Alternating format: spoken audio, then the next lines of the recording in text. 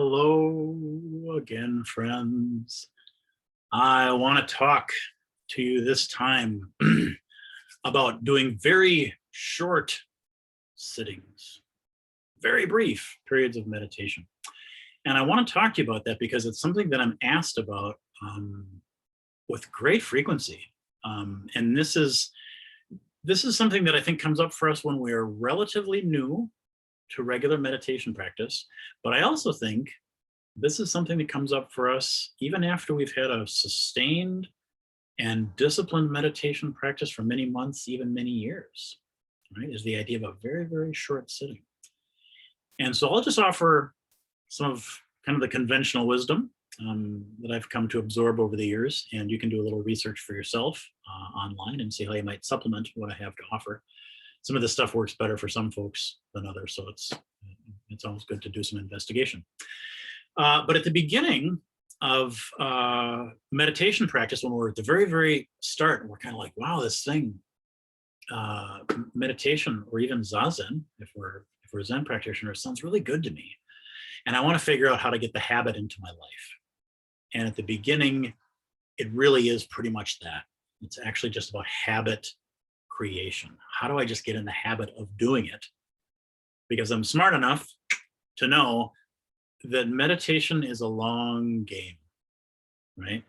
It is a long game. And although even a relatively short sitting can bring about a change in our experience, wow, we know that ultimately it's not so much a quick fix endeavor, but a long game, right? Meditation, the fruits of meditation, the benefits of meditation, I hesitate to say the gains, the successes, show themselves after protracted periods of time, right? We can't just sit for 20 minutes and go, yep, I know what it's like to meditate. I got it or I didn't.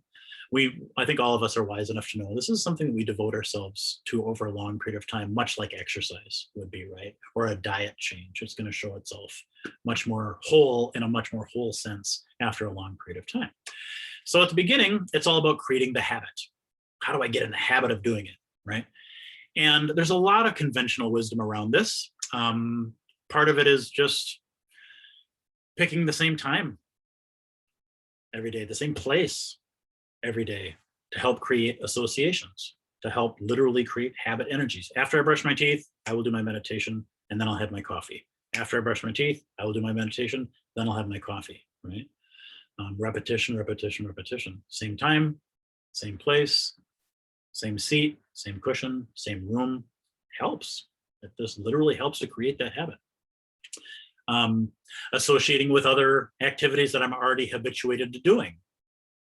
You just heard that in the example that I chose. If the first thing I do every morning is go to the restroom and brush my teeth, I will tie it to a pre-existent habit. Brush my teeth, do my meditation, then I'll do my coffee. Boom, boom, boom. I tie it to a couple other habits that I already have in place. But one of the things that I learned pretty early on, and I'm very, very grateful for, was the power of the short sitting. So if I decide as a new practitioner, or again, even if I've had a practice for many, many years, I want to have a commitment to sitting every day, right? One of the first things I'm going to do, just because of how I happen to be wired, is I'm going to build in just a little bit of slop, a little bit of elasticity to every day, so that I don't succumb to all or nothing thinking and go, I committed myself to sitting 28 days. And after 2 weeks, there was a family emergency and I had to travel out of town and I missed it. And so now the whole thing is shot. It's all over. It's probably more realistic to say that I want to sit every day for a month, and almost certainly I'm going to miss a couple of those. I'm just gonna. And I don't even know why yet, but life has a way of showing up, right? And so to build in a little bit of elasticity and know, hey, if I'm going to take a 28-day meditation challenge, success for me might look like 26, 25, 27 of those days. That's how it's going to be. And so one of the pieces that I picked up that has been of huge help to me was on the day that I know it's not going to happen, can't happen that day, or I'm about to go to bed and I realize it didn't happen. My sitting didn't happen that day. I didn't make it to my chair. I didn't make it to my cushion. I didn't make it to my prayer bench because life got in the way.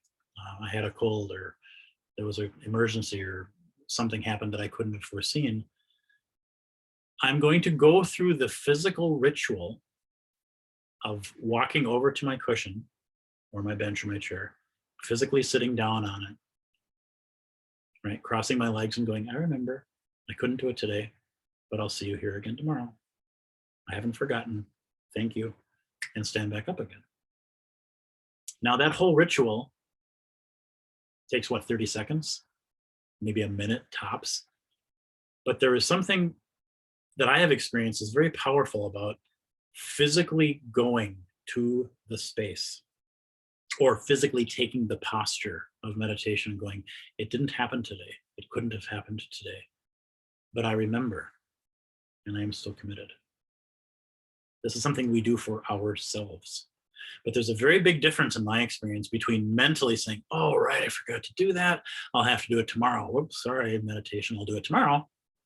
And physically taking the posture in the space if possible and saying, I remember it couldn't happen today, but I'll do it tomorrow.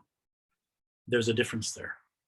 I don't actually understand all of the layers of what that is and why it's so different.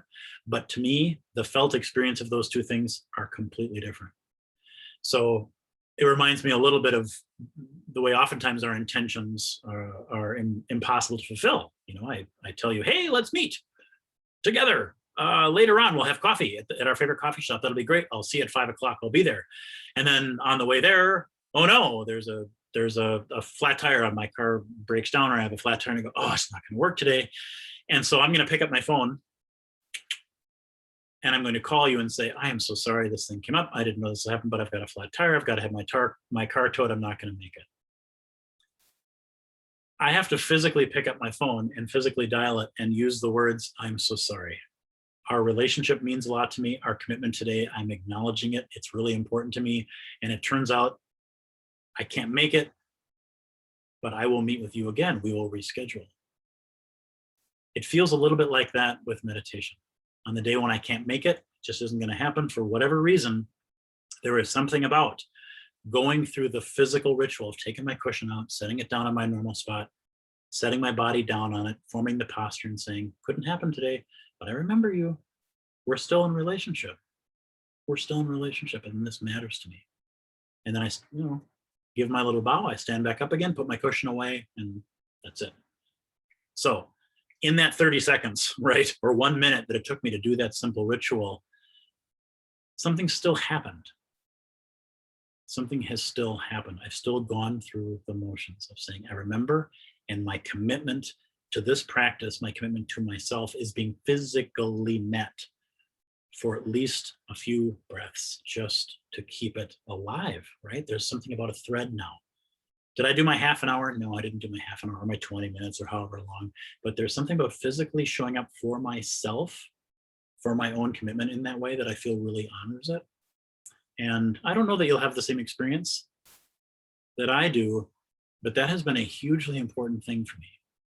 And as you're probably not surprised to hear, I think one of the wisdoms that's sort of sneakily hidden in this instruction, right, on the day you can't make it to meditation, physically sit down and say, sorry, I couldn't make it, I'll see you tomorrow, is the idea that, well, hold on a minute. If I could make it to the cushion for 30 seconds, could I do 5 minutes real quick? And 9 times out of 10, I've discovered, yeah, I could do 5 minutes. And so our ability to reconnect to the truth of our experience doesn't take 40 minutes. Long sittings are not necessarily more meditation because they're actually not. Meditation actually is stepping outside of time, right? Hey, what am I experiencing right now? What do I feel? Where's my breath? What are my thoughts? It gives me just enough time to remember, oh yeah, I'm the witness, aren't I? I'm the witness. I'm the human it's happening to, but I'm also the witness. I'm just consciousness watching. And you go, oh, right. It doesn't take 40 minutes to remind me of that. It doesn't take 30. It doesn't take 20. It doesn't even take 5. Short sittings sprinkled throughout the course of our day, even when we're doing other meditation periods. Even if I keep my promise to myself, half an hour in the morning, half an hour in the evening, I'm doing an hour a day. That's lovely. during the course of the day, allow yourself 30-second periods where you just return to zero. You know, when you're using the restroom and you're washing your hands, turning off the water, putting your hands on the counter and going, where is it?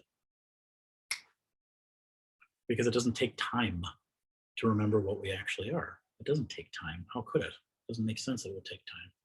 It doesn't take 40 minutes to remember that you can self-witness with spaciousness and curiosity and great care.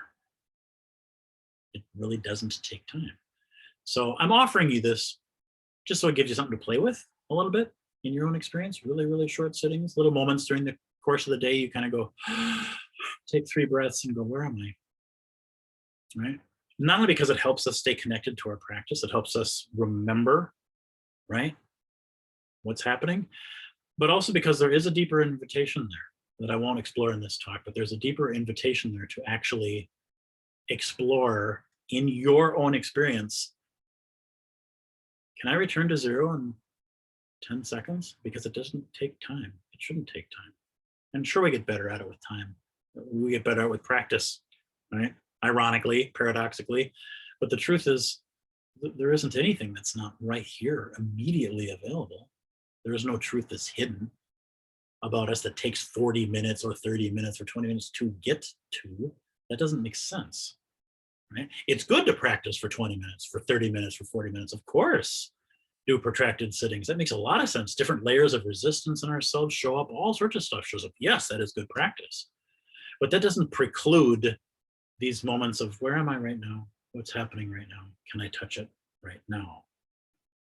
I think it's so important because so many of us so often, self included, have used, I don't have time as my excuse for not meditating today. Well, I didn't have a half an hour, you know, plus 5 minutes on each side to light incense and change my clothes and go to the special room and all that kind of stuff. Yeah, I didn't have the time today. This invitation, this idea of short sitting, can you return to zero right now, throws that out and says, no, it doesn't take time. Meditation is not limited to that space, that posture, on that day, at that time, with that candle and that incense. No, no, no, no, no. Don't make it small. Don't make it finite. Don't make it small. That formal practice is super helpful, but it's there to strengthen the muscles to remind us it's not married to a space. It's not married to a posture. It's not married to an incense. It's not married to any of that stuff. It's much, much, much bigger because it's eternal, right? So play with these ideas. Play with the idea of doing that super short sitting. On days you can't do your normal prescribed meditation, give yourself 30 seconds. Go, I remember you. I remember you. I won't forget. I'm still related. And also play a little bit, if you wish, with the invitation to return to zero during the course of the day. Whenever you wish. Tie it to an activity, right? Picking up your car keys or washing your hands or going to the fridge. Close your eyes and just drop in and go, hey, what's going on right now? Can I touch it? Right?